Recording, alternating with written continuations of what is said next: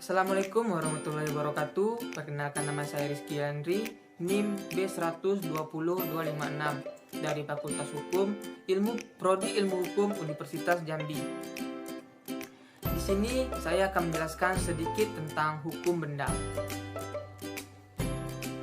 Menurut pasal 499 KUH Perdata, pengertian benda atau zat adalah segala sesuatu yang dapat menjadi objek hak milik. Yang dapat menjadi objek hak milik dapat berupa barang dan dapat pula berupa hak, seperti hak cipta, hak paten, dan lain-lain. Namun, pengertian benda yang dimaksud oleh KUH Perdata adalah benda berwujud, seperti kendaraan bermotor, tanah, dan lain-lain. Sedangkan benda tak berwujud, seperti hak cipta, paten, dan tidak diatur oleh KUH Perdata, melainkan diatur dalam undang-undang tersendiri, yaitu Undang-Undang Perlindungan HKI atau Hak Atas Kekayaan Intelektual. Undang-undang membagi benda dalam beberapa macam, yaitu benda yang dapat diganti, contohnya uang, dan yang tak dapat diganti, contohnya seekor kuda. Benda yang dapat diperdagangkan, contohnya praktis karena tiap barang dapat diperdagangkan. Dan yang tidak dapat diperdagangkan atau di luar perdagangan, contohnya jalan-jalan dan lapangan umum. Benda yang dapat dibagi, contohnya beras, dan yang tidak dapat dibagi, contohnya seekor kuda. Benda yang bergerak, contohnya perabot rumah tangga, dan yang tak bergerak, contohnya tanah. Dari pembagian macam-macam benda yang telah disebutkan di atas, yang paling penting adalah pembagian benda bergerak dan benda tak bergerak. Sebab pembagian ini mempunyai akibat yang sangat penting dalam hukum. Menurut pasal 540 KUH Perdata, tiap-tiap kebendaan adalah benda bergerak atau benda tak bergerak. Benda bergerak adalah benda-benda yang karena sifatnya atau karena penetapan undang-undang dinyatakan sebagai benda bergerak, misalnya kendaraan, surat-surat berharga, dan sebagainya. Dengan demikian, kebendaan bergerak ini sifatnya adalah kebendaan yang dapat dipindahkan atau dipindahkan menurut kebendaan yang dapat dipindahkan dan tidak dapat dipindahkan menurut pasal 509 KUH Perdata. Menurut pasal 505 KUH Perdata, benda bergerak ini dapat dibagi atas benda yang dapat dihabiskan dan benda yang tidak dapat dihabiskan. Benda tidak bergerak adalah benda-benda yang karena sifat tujuan pemakaiannya atau karena penetapan undang-undang dinyatakan sebagai benda tak bergerak, misalnya tanah, bangunan, dan sebagainya. Dari pembedaan macam-macam benda sebagaimana disebut di atas, yang terpenting adalah pembedaan atas benda bergerak dan tidak bergerak, serta pembedaan atas benda terdaftar dan tidak terdaftar. Contoh benda terdaftar misalnya kendaraan bermotor, tanah, kapal, hak cipta, hak tanggungan, fidusia, telepon, dan lain-lain.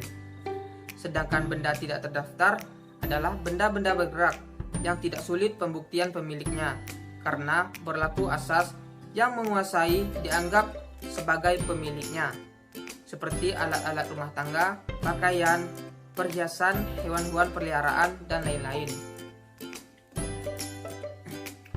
Menurut Profesor Sri Sudewi Mas Jocoen Sofwan, ada 10 asas-asas umum dari hukum benda, yaitu yang pertama merupakan hukum memaksa atau Dwingendrecht. Menurut asas ini, atas suatu benda itu hanya dapat diadakan hak kebendaan sebagaimana yang telah disebutkan dalam undang-undang. Hak-hak kebendaan tidak akan memberikan wewenang yang lain daripada apa yang sudah ditentukan dalam undang-undang. Yang kedua, dapat dipindahkan. Menurut asas ini, semua hak kebendaan dapat dipindah tangankan, kecuali hak pakai dan hak mendiami.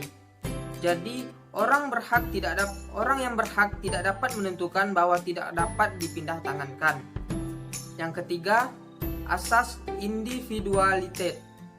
Menurut asas ini, objek dari hak kebendaan adalah suatu barang yang dapat ditentukan. Artinya, orang hanya dapat sebagai pemilik dari barang yang berwujud, yang merupakan kesatuan, rumah, mebel, hewan. Jadi, orang tidak dapat mempunyai hak kebendaan di atas barang-barang yang telah ditentukan jenis dan jumlahnya. Yang keempat, asas totalitas. Menurut asas ini, hak kebendaan selalu melekat atas keseluruhan daripada objeknya. Dengan kata lain, bahwa siapa yang mempunyai hak kebendaan atas suatu barang, ia mempunyai hak kebendaan itu atas keseluruhan barang itu, dan juga atas bagian-bagian yang tidak tersendiri. Yang kelima, asas tidak dapat dipisahkan atau on-split barhead. Menurut asas ini, pemilik tidak dapat memindah tangankan sebagian dari wewenang yang termasuk suatu hak kebendaan yang ada padanya, misalnya pemilik. Yang keenam, asas prioritas. Menurut asas ini, semua hak kebendaan memberikan wewenang yang sejenis dengan wewenang-wewenang dari eigendom sekalipun luasnya berbeda-beda. Yang ketujuh, asas percampuran atau vermenging.